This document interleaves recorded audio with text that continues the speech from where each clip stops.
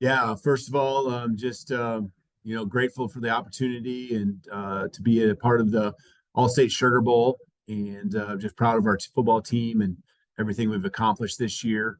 Got to give a congratulations to Coach Sarkisian and Texas just for the season they've had in their participation in the bowl as well. So to be part of the Final Four, we know every team that gets to this point is really good and deserving of being there. And he certainly has led that program, and we're familiar with each other from a meeting a year ago. But he's done an awesome job raising the level of his team to where they're at this year. We're proud of our Pac-12 championship that we just won here a couple nights ago, and just been an awesome experience. And proud of our staff, proud of our guys. Looking forward to the challenge here lies ahead.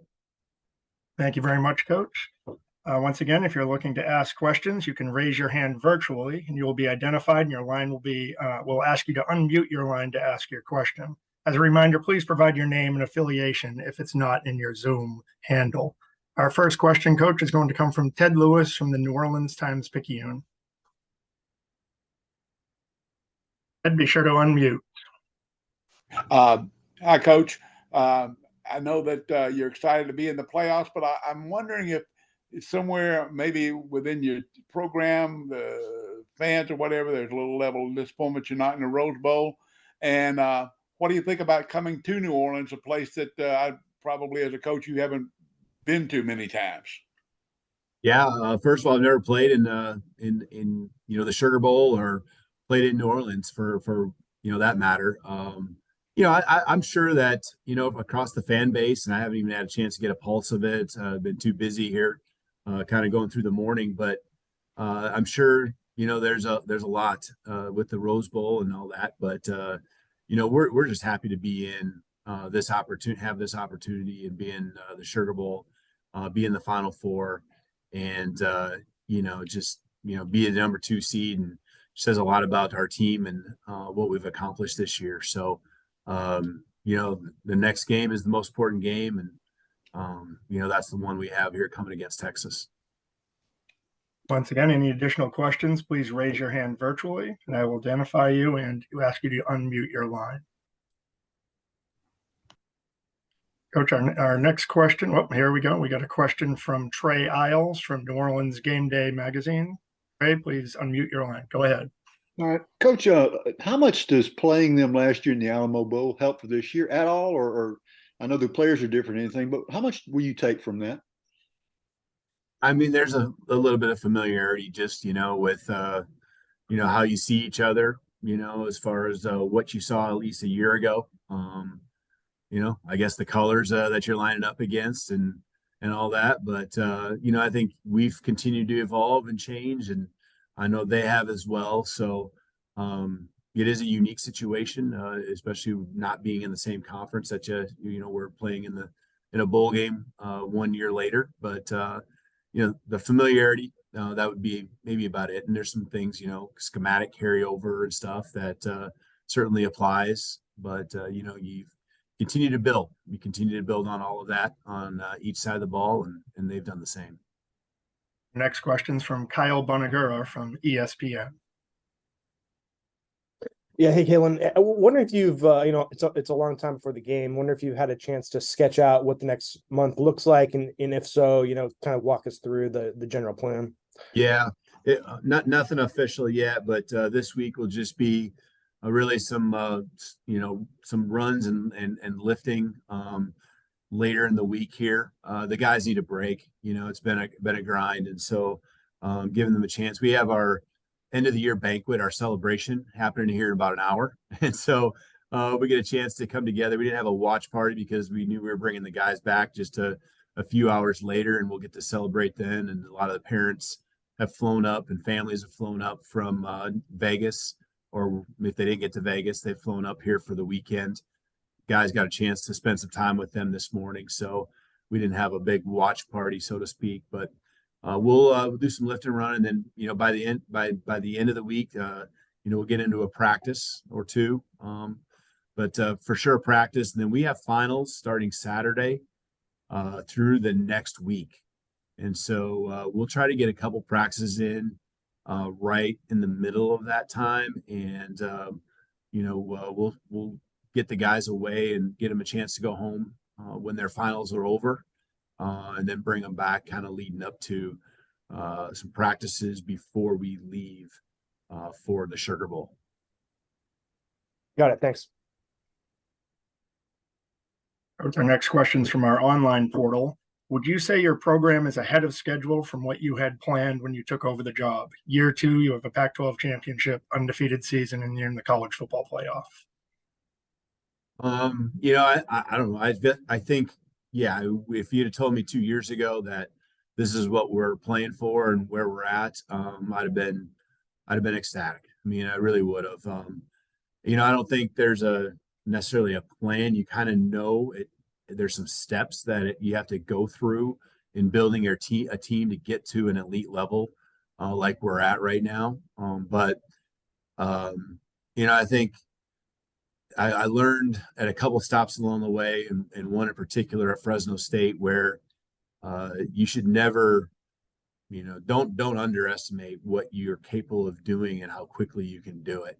And a year ago, I didn't put a number on what I thought, what was the number to get to. And, I thought we could have a good solid season. Getting to 11 wins, I think that was just a part of the process. That was the results became a part of, the work we were putting in. And you catch a couple breaks along the way, and the momentum kind of snowballs in a good way. And, we got 11, and then just kind of, the continuity of a lot of guys returning gave us a jump on this season. So many guys that chose to stay and not go on to an NFL opportunity in particular.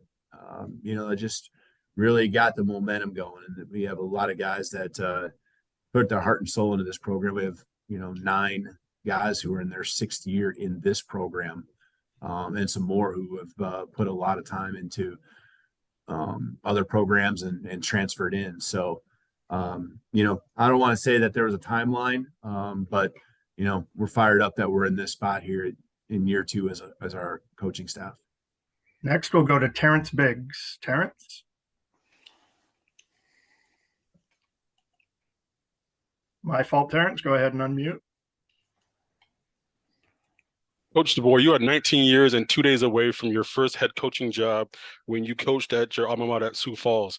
Did you ever think in that time, those 19 years, that you would be standing 60 minutes away from a national championship? No, not at this level. That's for sure. I mean, it really has never been kind of the way I looked at it. I just always was working where I was at, and my feet were planted in that place, and just love coaching. Love the game, love being around people, bringing them together, trying to do something special as a football team.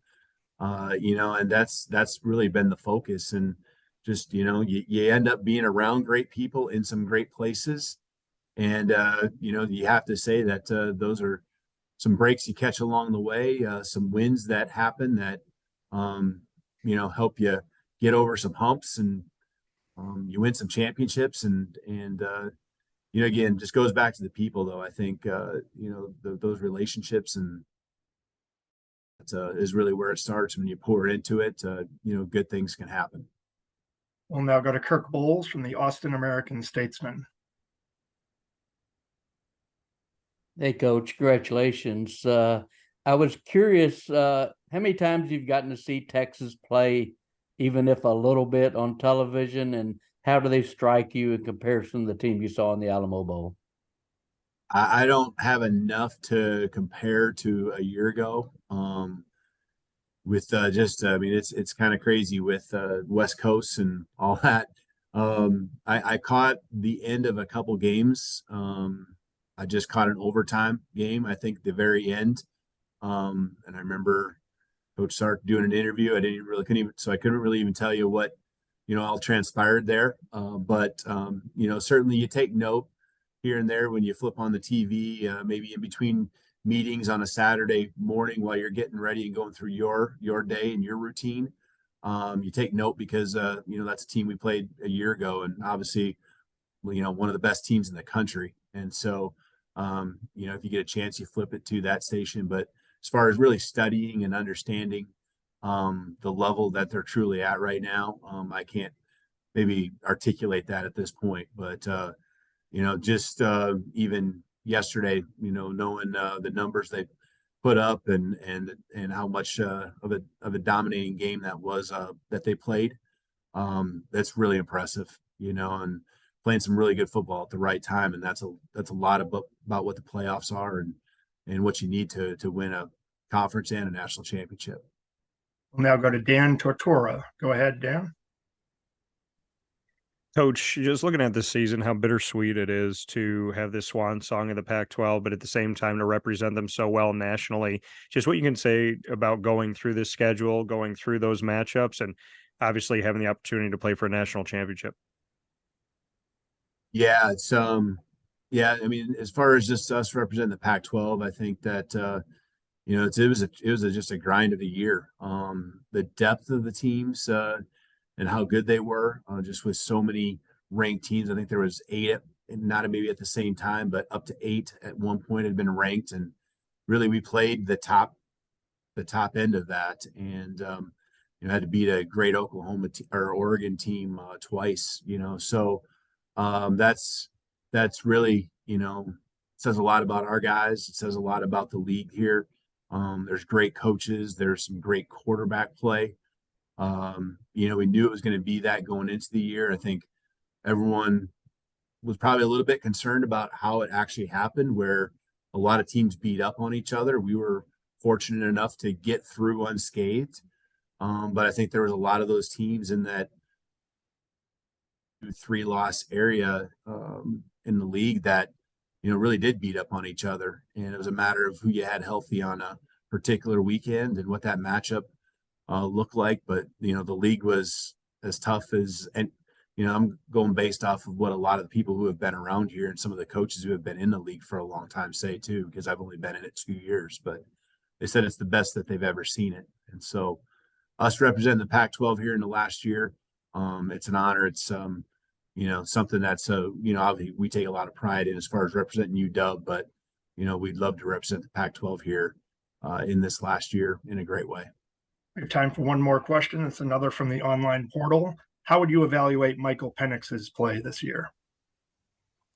Yeah, he's just been elite. There's a rain game in there. There's a wind game. There's a couple things with guys missing games, that are a big part of the supporting cast around him. But he's been constant. He's been great leader for us. He puts up the stats. He has the game-winning drives. He'll lead you down the field when it matters most. He'll win in the fourth quarter when, like this last weekend when you had a 3-point lead and you get a chance to ramp it up to 10. He'll get the job done when it matters most. And so our team has nothing but great confidence in him. He's just become a vocal leader, not just a guy that leads by example, whether it be at halftime or in the fourth quarter when you need it most. He's just played with a lot of courage, and a lot of it is tied to just everything he's been through. It means a lot to him. Thank you very much for your time today, Coach. We look forward to seeing you in New Orleans in a few weeks. Awesome. Thank you.